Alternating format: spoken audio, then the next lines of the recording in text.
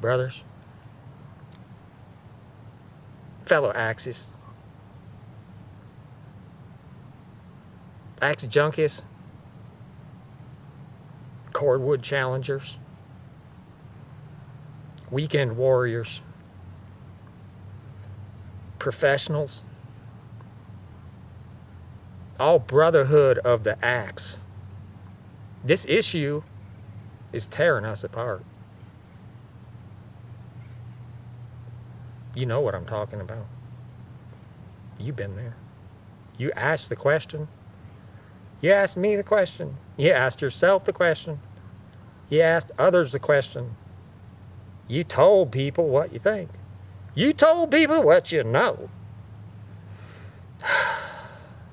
I'm talking about straight versus curved.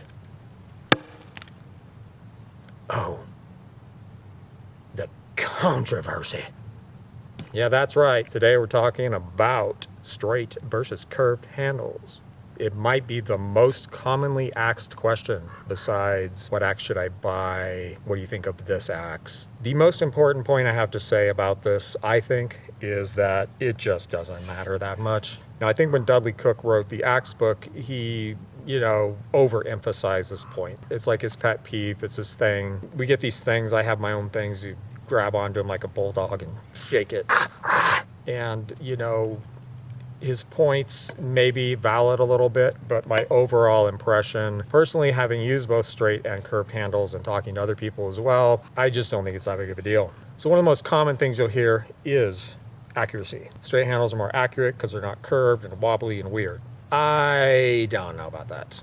If it's true, it's not true enough to matter. Just chop more. If you have a curved handle, you're going to get used to it. You'll be plenty accurate. Look at the timber sports dudes. Chop hard and fast and ultra accurate, and they all seem to use more or less some kind of a curved handle, at least a little bit. If it's going to make a difference in your accuracy and all that, it just ain't going to be that much. Experience-wise, it's just borne out that you can be plenty accurate with a curved handle. Just use it a lot and chop a lot of wood.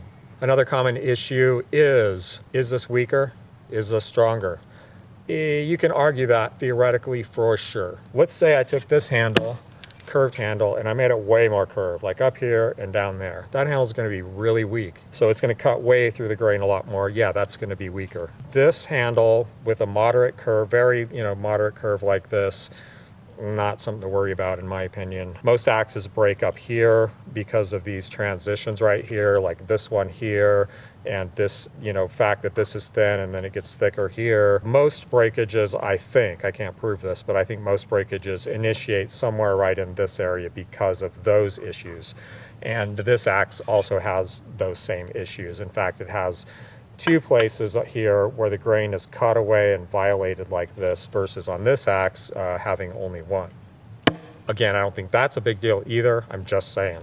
So one thing I don't like is super curvy axes. Like if someone makes an axe, they're making a fancy axe or they want it to look cooler and they'll put in like more curve, don't do that. Eventually it becomes unergonomic and awkward and weird to use, and it's definitely weaker, and that's just wrong. Just please don't do that. For looks. I really like the Council tool handles. That's what this is.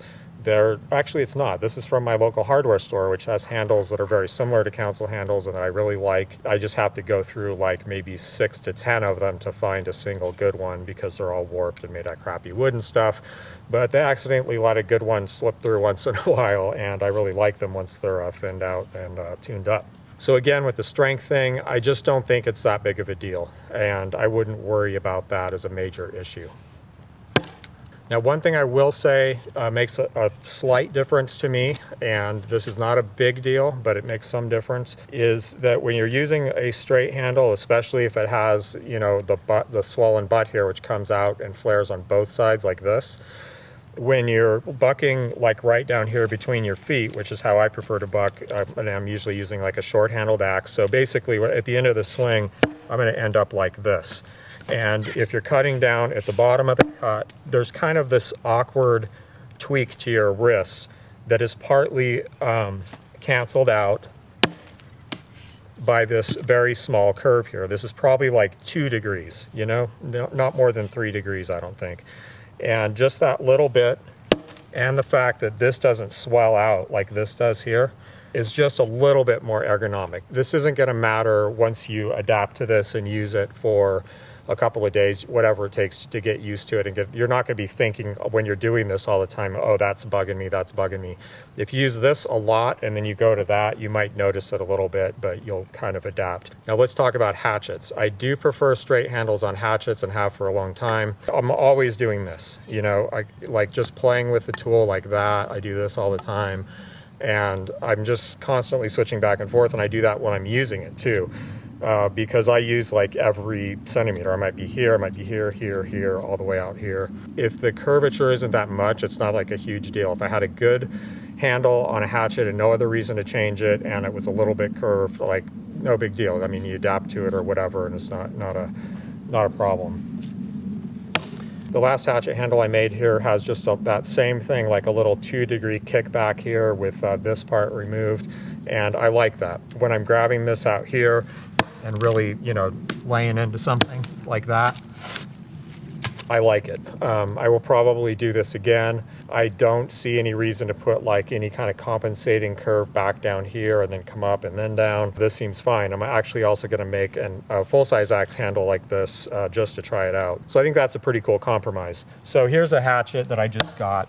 This is a Husqvarna made by Holtzbrock. It's called the Camp Axe. I'm just gonna, you know, check it out and review it. This is more curved than I want. This kind of bugs me actually, but there's so much extra wood up here and here that I can just slice this off. So I'm gonna bring this down like maybe even like a 1/4 inch and then bring this up, and that's just gonna straighten this out. I'm more likely to change this handle because it's 1 inch shorter than I want it to be than because it's curved. But if I were to design a hatchet, it would probably have a handle just like this.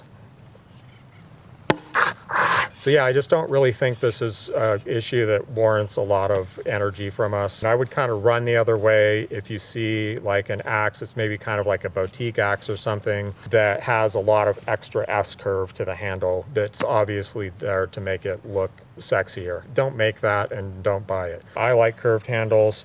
I don't really understand, or maybe I just don't accept the reasons that are occasionally given for compound S-curves in axe handles. Again, I'm going to make a handle that's basically just straight with that little bit of curve there for that like advantage that I like, and we'll see how that compares to these. But my guess is it's going to be the same thing. It's like it's not going to be a big deal either way, and you're not going to gain any kind of like enormous advantage that's going to make a real difference in your life. But get out and chop. Like that's the main thing. Get out and chop, and also consider not switching axes all the time. There's something to be learned and advantages to sticking with just 1 or 2 axes until they just feel really, really comfortable. I mean, it's such a great feeling to use an axe enough, you know, a period of time consecutively that you just get this feeling like it just does what it's supposed to, and you don't really have to think about it that much. And if you really want to get a lot of chopping time and practical experience in the field, do the Cordwood Challenge. There's a Facebook group, Cordwood Challenge, check it out.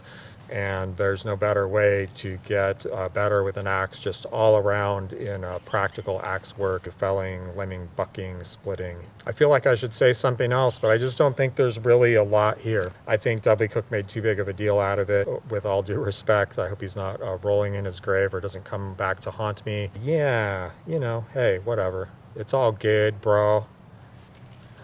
I come to you today, my brothers, with an issue that's tearing us apart. It pits brother against brother, axis against axis, when we should be united against logs